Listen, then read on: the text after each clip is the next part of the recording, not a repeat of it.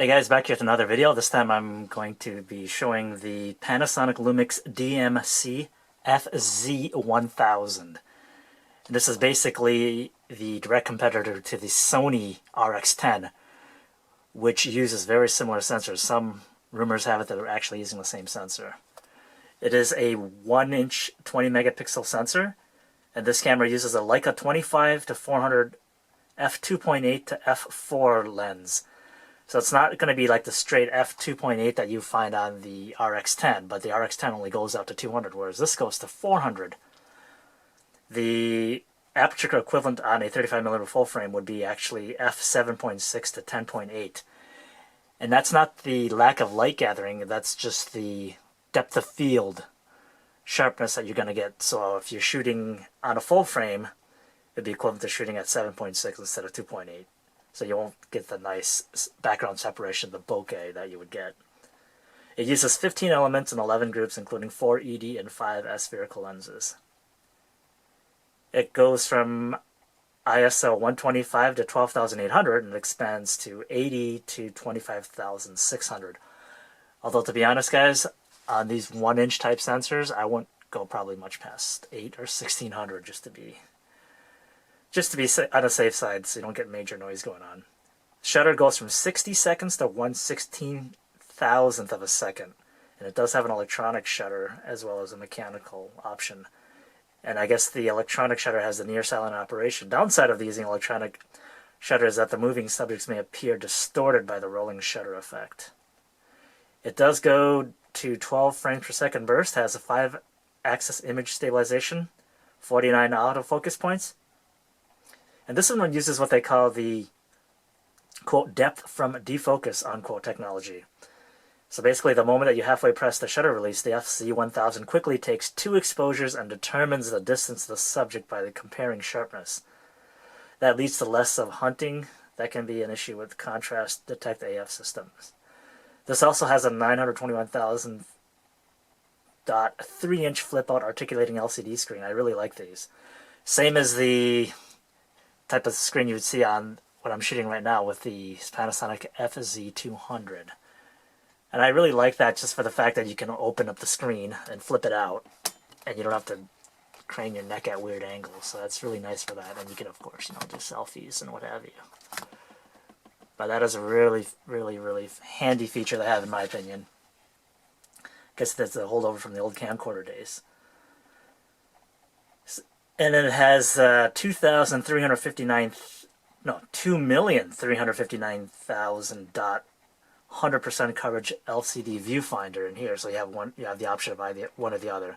Of course, this has the eye detect, so when it detects your eye close by, it'll change over to this.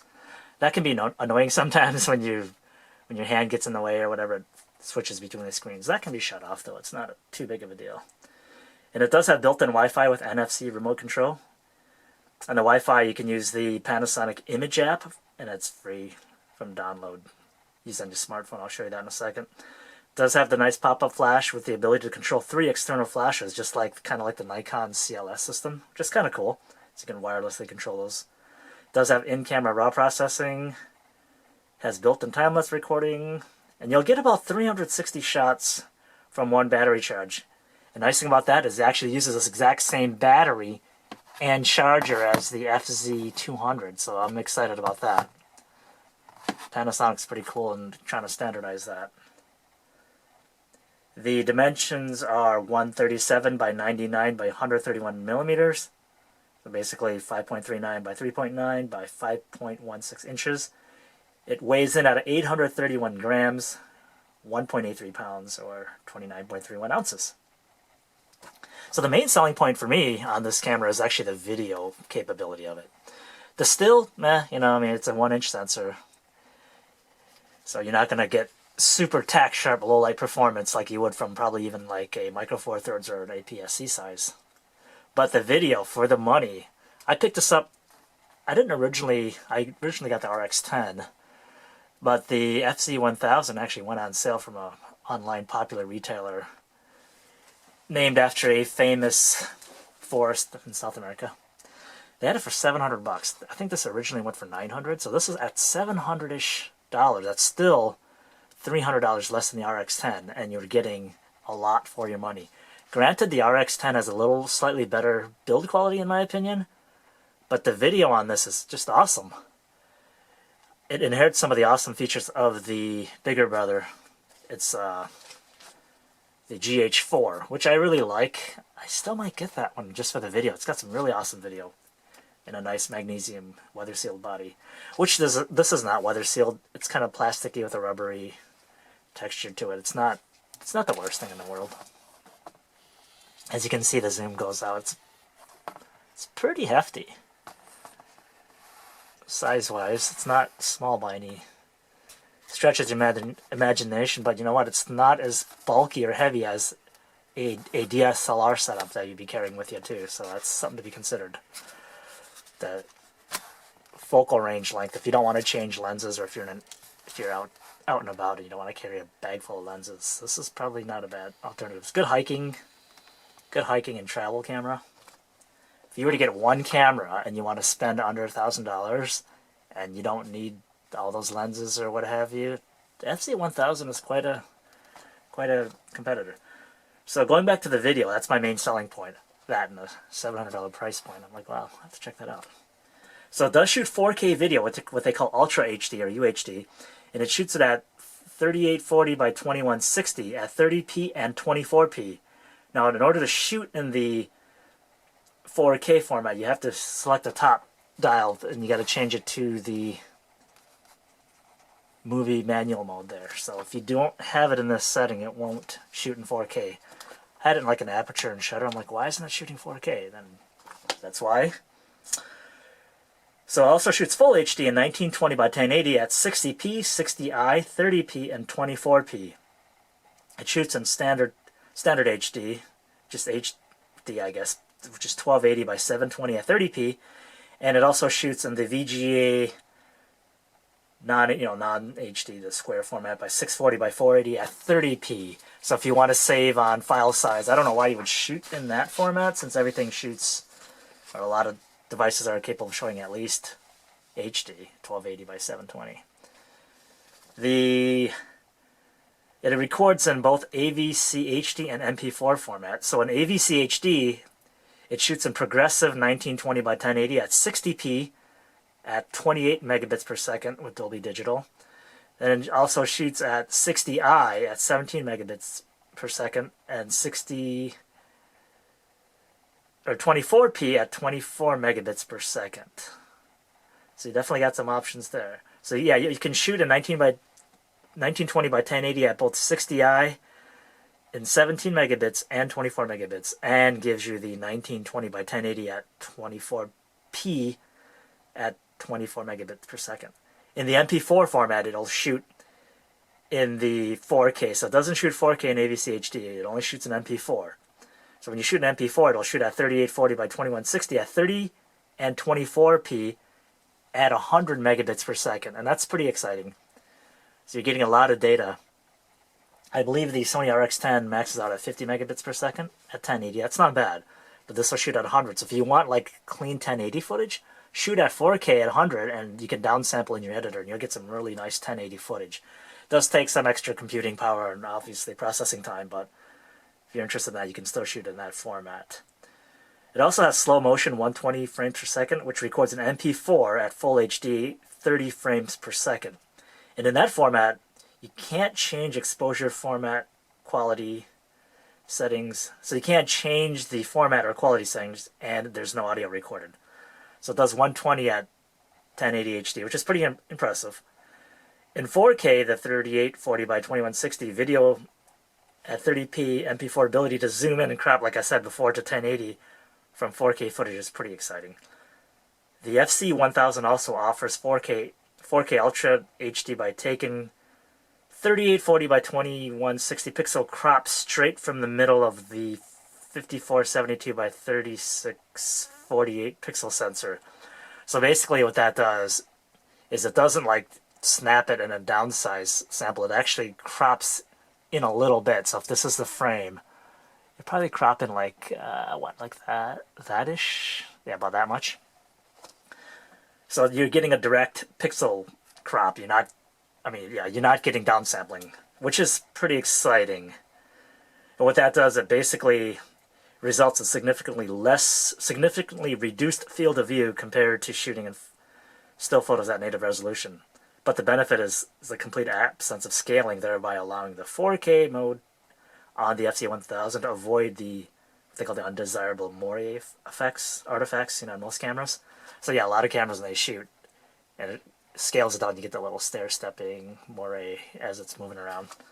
So you won't get that when you're shooting in HD. 4K. However, if you're shooting in standard HD, it does downsamples. So again, if you want to shoot in HD, 1920 by 1080, shoot in 4K and just downsample. Lots of benefits to that. So the 4K video with the ability to pull 8 megapixel stills, 3840 by 2160 frame grabs from 4K video, and that's ideal for slow motion subjects since the frame rate affects the motion freeze process. But during the crop, you're only going to get an equivalent of 37 to 592 millimeter cropped in field of view in 4K. So it's a 1.48 times crop. So on the far end, you're getting a little more reach, but on the wide end, you're gonna lose that nice 25 millimeter wide angle, and that's because it's cropping in. So that is something to consider if you want a wide angle video. Go ahead and shoot back in the standard full HD instead of 4K, because you're gonna lose that because of the cropping.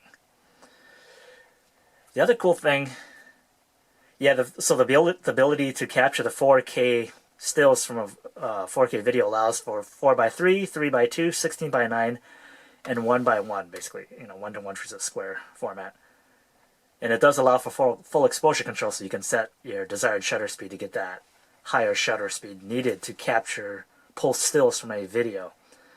And that is shot at MP4 at 30 frames per second, and you cannot change that format or frame rate quality because the menu options are grayed out.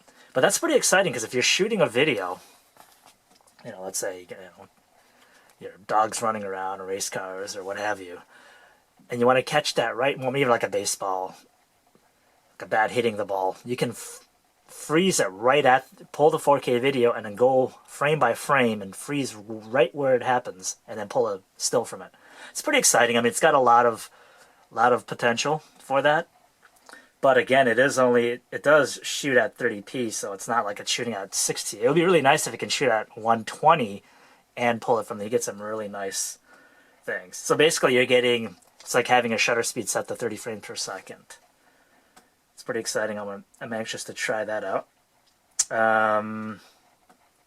So for the 1080 video, the FZ1000 takes the full frame width and scales it down to 1920 using what they call a non-integer factor of 2.8 times.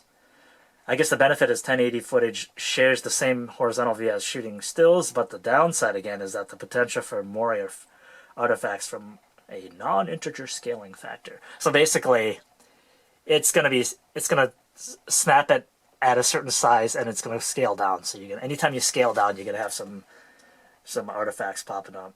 So again, if you want 1080 video, go ahead and still shoot in 4K and downsample. Of course, the 4K files are going to be much larger than the 1080, and you got to have a computer that can handle the number crunching aspect of that. But I guess most modern computers can handle. Just upgrade your RAM and get the fastest processor you can afford with an SSD drive. Blah blah blah blah. So the native 1080 footage is not as said, was not as clean as 4K or Ultra HD in terms of detail, resolution, and absence of artifacts. So yeah, it's a great camera. Some things I don't like about this camera, or I guess it would change, is it's only limited to 30-minute video clips. And I think that has something to do with, if they sell it as a camera, it's taxed differently than if it's sold as a video. Like a camcorder. Camcorders can shoot as long as the media runs out, or before the, But the cameras, I guess, they have to limit it. I don't know what the thinking behind that is. There's no neutral density filter, and then the lens is slightly soft in the corners, especially at full 400mm zoom. And that's pretty common for this type of a super zoom. The RX10 is a little bit sharper. But at 200, any super zoom suffers from that. So if you want, you know, if you're gonna blow your pictures up 20 by 30 low light images, hate to say it, any 1-inch sensor is not gonna do the trick. You probably want at least an APS-C or full frame, preferably. There's no ISO, there's no auto ISO in video mode. So when you're shooting, if you lock your shutter and aperture and your light changes, the ISO won't change to accommodate that setting, whereas some of the other ones. And I think Panasonic purposely neutered this version so that it protects the GH4's features. So the GH4 definitely does that. There is no constant 2.8 aperture. I guess I can live with that, but it would be nice if it did. But then the lens would be much fatter, like probably like that. It'd probably cost more and heavier. And there's no what they call the wide cinema 4K shooting format, like the GH4, which shoots at 4096 by 2160. So you're getting the slightly wider pixel capture, so it does look kind of more like a letterbox format. But for under $800, guys, this is probably one of the most feature-packed cameras for the money, in a relatively usable compact setup.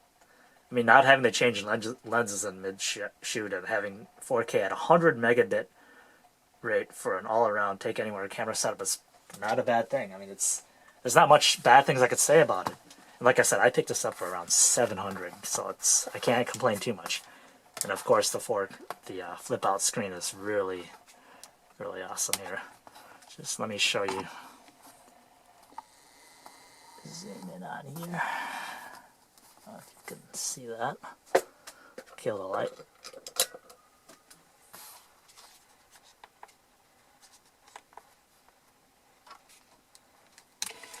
Alright, probably help if I focus here.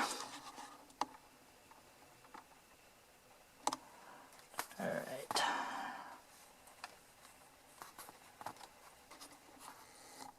I don't know how much of that's showing.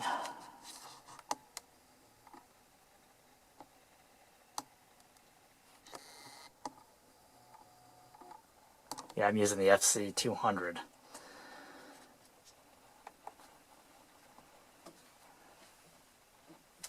I guess I gotta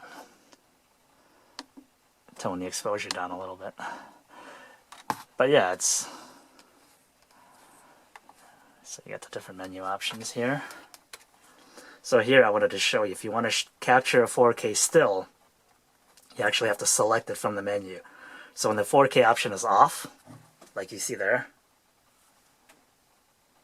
then it gives you full record format and recording quality options. So if I go to the record format, I can shoot in MP4 or AVCHD. So it gives you the option. Now if I go to the 4K and select a crop, now as you see, the recording format and the recording quality is grayed out, but it still lets me have full exposure control, so that's exciting. The other option is, if you want to see the high-speed video option here, is also grayed out.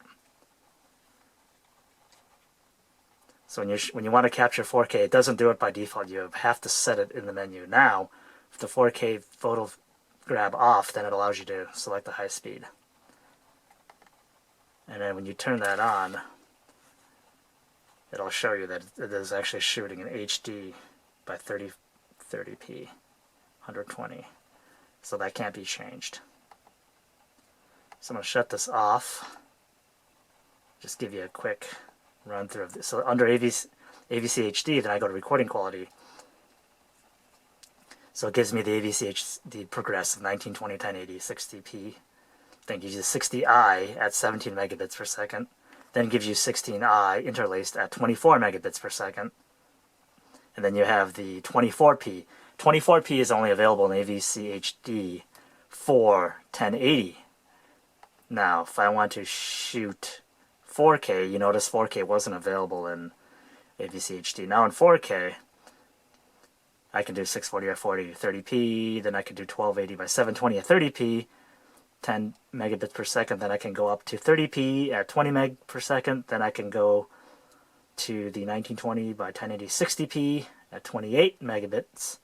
Then here's the 4K. Now the 4K, I have two options. I have the 30p, which shoots at 100 megabits per second in AAC, and I can drop it down to 24p and MP4 at 100 megabits per second. So that's pretty exciting. Yeah, guys, I just wanted to show you what that does there. It's pretty neat. There's a lot of options there. I mean, it's not, because I'm not really much into video. I haven't really got into it, but I really want to get into that. I think this will give me the opportunity to actually do that, so that I can actually have some fun with the video. So now if I go into the, it's talking about the Wi-Fi mode here. All right. So you press the Wi-Fi button here.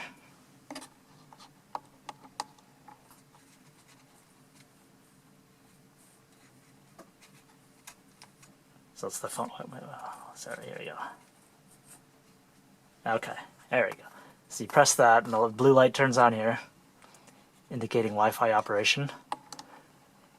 And let's see, go to the screen.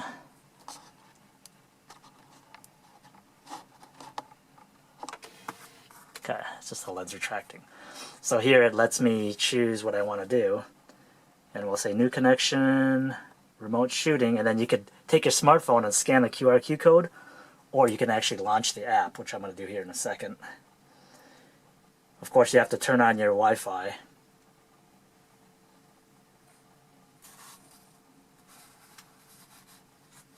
Alright, so here, it's connecting to the camera. Let me just zoom out for a second.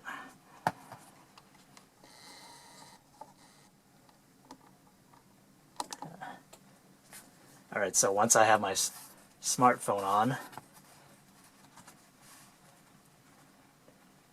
so I'm going to close that. It's telling me it's not connected, so let me check my settings here. Alright, so I guess on this phone I have to actually go and select a Wi-Fi network, just like any other Wi-Fi. So once that's selected, now I'll launch the app again.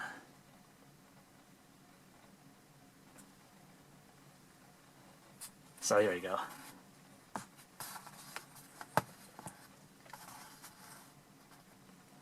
Okay. So now it's showing connected, and I am going to select the remote control option here.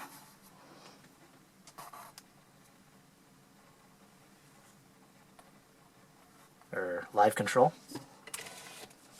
And you should see, oh, you know what? You know why, is because I have the lens cap on. Sorry. There we go. So you see the little camera there? Just select the macro mode so you can actually see it a little better. Okay. So now you see the image mirrored on the smartphone here. Let me change. Okay. So I can zoom in.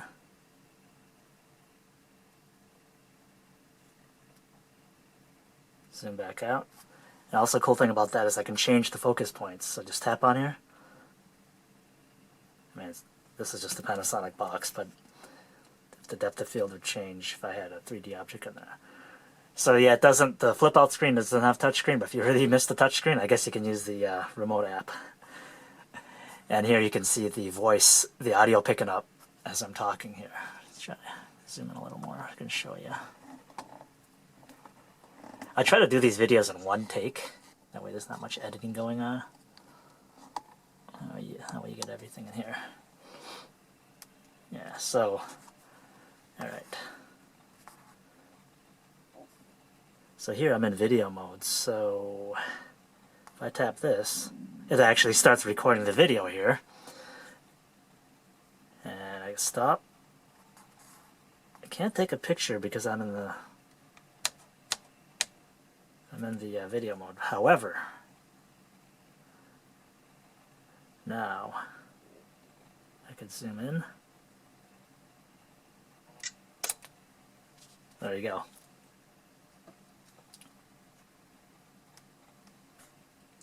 Zoom back out. I'm assuming the range is like any other Wi-Fi connected device. And you can go into the quick menu. Okay, here I can change the quality, macro mode. There's a lot of full-featured options here. I can change white balance, focal point, ISO. So it's auto white balance.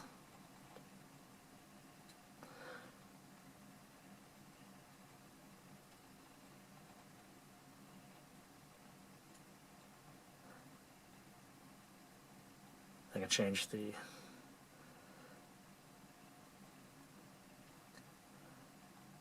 but I do like the fact that you can zoom in and out and change the focus points in real time, which is pretty cool.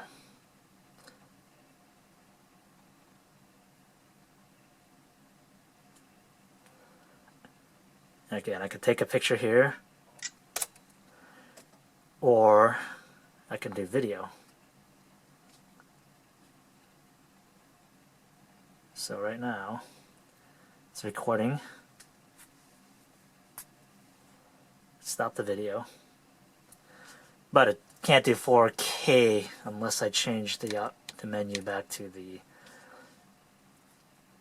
4K manual option. I noticed that when I go to the manual 4K, the image looks a little bit darker. I don't know why that is. So here it doesn't give me the option of tripping the shutter for a still image, but I can shoot a 4K video.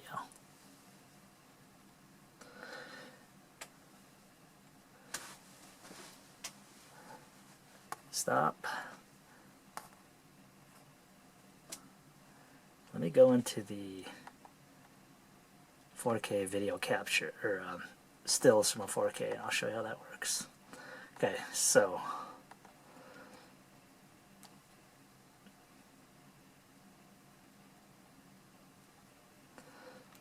if I'm shooting 4K, let's start it off here. Now it's recording. So if I move my hand back and forth here, so, alright, stop the video.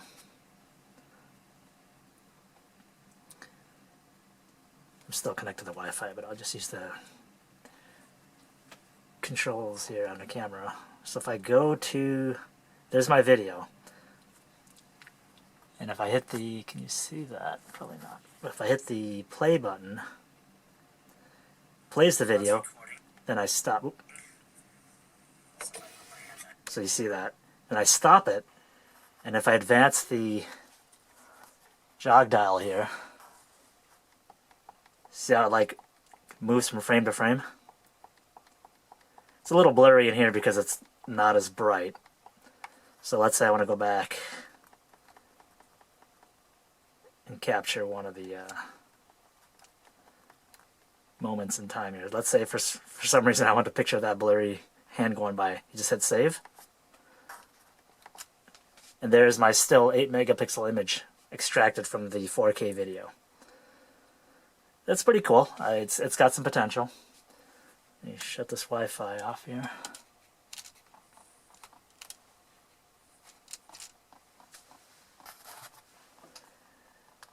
But yeah, guys, that's pretty much it for the Panasonic FZ. I guess I've heard it pronounced FZ for our foreign friends. So on top of the camera you have the standard options here. On the left you have the various transport controls and self-timer. On the right we have the various exposure modes, and then this is where you want to leave it on if you want to shoot 4K video. Remember to leave it on the movie mode with the M next to it. You have the basically the shutter button, the zoom rocker switch, the video recording button. You have customized function buttons, and then on the back here you got your standard Panasonic layout again with the flip out screen, which folds into itself.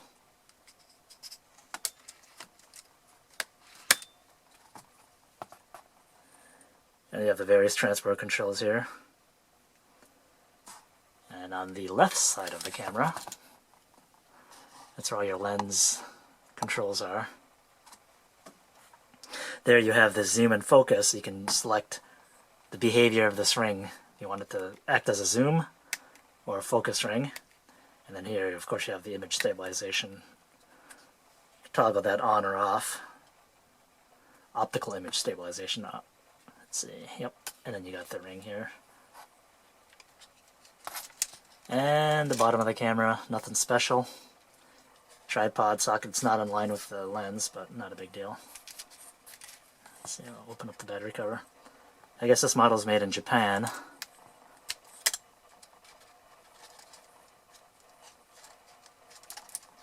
Memory card. Battery. Same one as the FZ200, which is awesome. Same one I'm using here to record this video.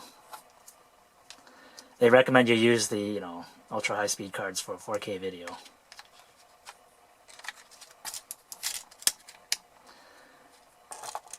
Go to the other side of the camera here. And we have your accessory port.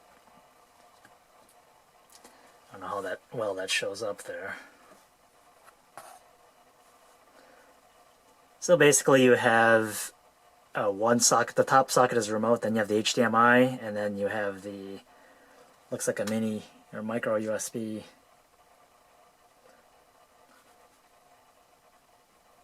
labeled AV Out Digital. No headphone jack. So it's not a full-fledged video recording machine like the GH4, but the GH4 is twice the price, and you get no lens. So there's the walk around of the camera. Panasonic FZ1000, guys. Great camera for the money. Can't beat it. Build quality could be a little better. It's kind of noisy, so if you're shooting audio, I would probably invest in a standalone recorder, because you do hear a little bit of a humming, just like I do on this FZ200. But oh well. I bought it for the image capability, not the audio, I guess. Alright guys, there you have it.